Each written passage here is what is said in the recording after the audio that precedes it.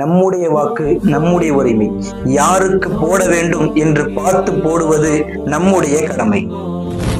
சுமார் 200 ஆண்டு காலமாக இந்த தென்னகரத்தை ஆட்சி செய்த விஜயநகர பேரரசு நாம் கேள்விப்பட்டிருப்போம்.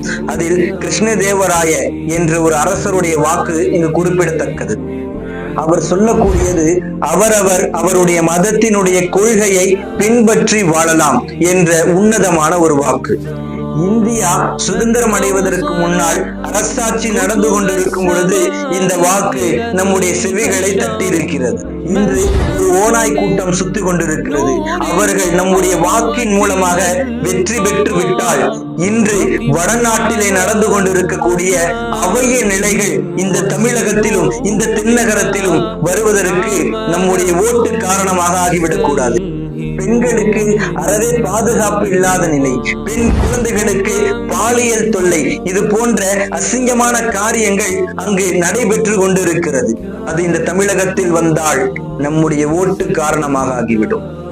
மேலும் ஒரு சிறந்த நபருடைய வரலாற்றை இங்கு பார்க்கலாம். Who is the great man in the world அப்படின்னு நம்ம கூகுள் அடிச்சா கூகுள் சொல்லக்கூடிய ஒரு பதில் the Prophet ஸல்லல்லாஹு அலைஹி வஸல்லம், நபி ஸல்லல்லாஹு அலைஹி வஸல்லம் அவர்கள் என்பதாக சொல்லி காட்டியிருக்கிறது.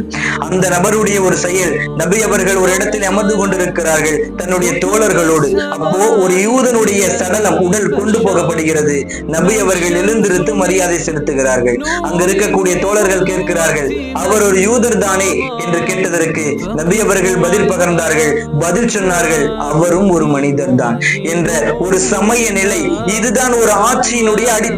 ஒரு ஆட்சி கடைசி வரையில் நிற்க வேண்டும் என்றால் சமத்துவத்தை பேண வேண்டும். சிறுபான்மை சிறுபான்மை சிறுபான்மை என்று சொல்லி ஒரு நபர்களை ஒதுக்கப்படுவது ஒருபொழுதும் ஒரு ஆட்சிக்கு அழகல்ல என்பதை புரிந்து கொள்ள வாக்களிப்போம், மனித நேயத்தை காப்போம்.